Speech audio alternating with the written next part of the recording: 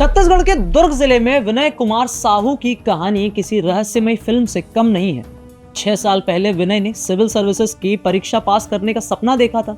दिल्ली में दिन रात मेहनत भी की, लेकिन किस्मत ने साथ नहीं दिया और वह नाकाम रहा। हताश होकर वो अपने होम टाउन अहिवारा लौट आया, मगर उसका मन अब मेहनत में नहीं बल्कि गलत रास्तों में भटकने लगा।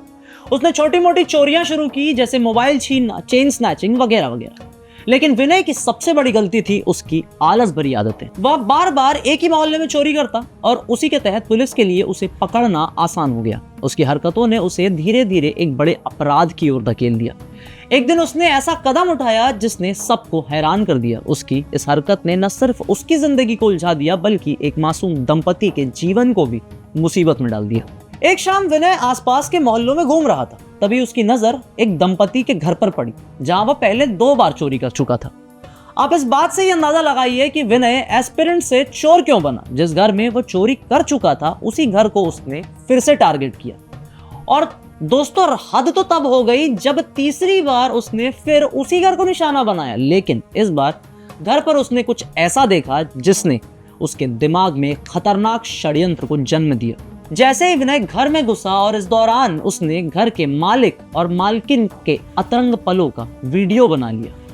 उसने देखा कि दंपति अपने आप में काफी व्यस्त हैं, तो फिर विनय ने मौके का फायदा उठाया और उन दंपति के प्राइवेट मोमेंट्स का वीडियो बना लिया। विनय ने सोचा कि वह वीडियो से आसानी से पैसे कमा लेगा ब्लैकमेल करके, और वीडियो बनाकर वो वहां से निकल गए। उसने दंपति को धमकी भरे मैसेज भेजना शुरू कर दिया और 10 लाख रुपए की मांग की।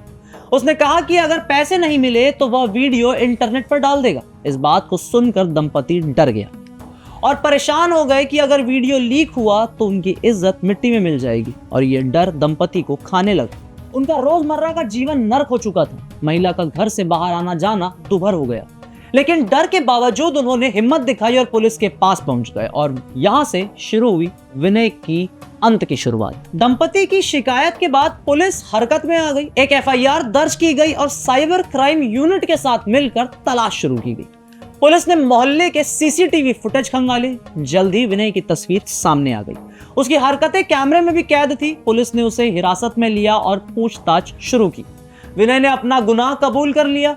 उसने बताया कि वह दिल्ली में सिविल सर्विसेज की तैयारी कर रहा था, लेकिन असफलता ने उसे तोड़ दिया। इसके बाद उसने चोरी का रास्ता चुना। उसने यह भी माना कि वह इतना आलसी था कि बार बार एक ही घर को निशाना बनाता था। पुलिस अधिकारी हेम प्रकाश नायक ने बताया कि विनय की यही आदत उसके पकड़े जाने की सबसे बड़ा वजह बनी।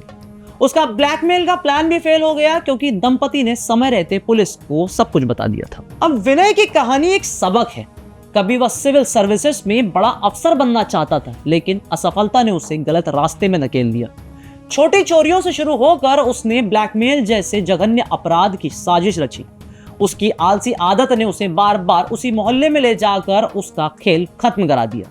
पुलिस की तेजी और दंपति की हिम्मत ने विनय के मंसूबों पर पानी फेर दिया। अब वह सलाखों के पीछे।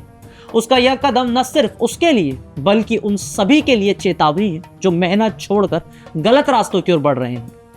विनय की कहानी बताती है कि मेहनत और ईमानदारी ही इंसान को सही मंजिल तक ले जा सकती है, जबकि आलस और अपराध का रास्ता सिर्फ और सिर्फ बर्बादी की ओर जाता है।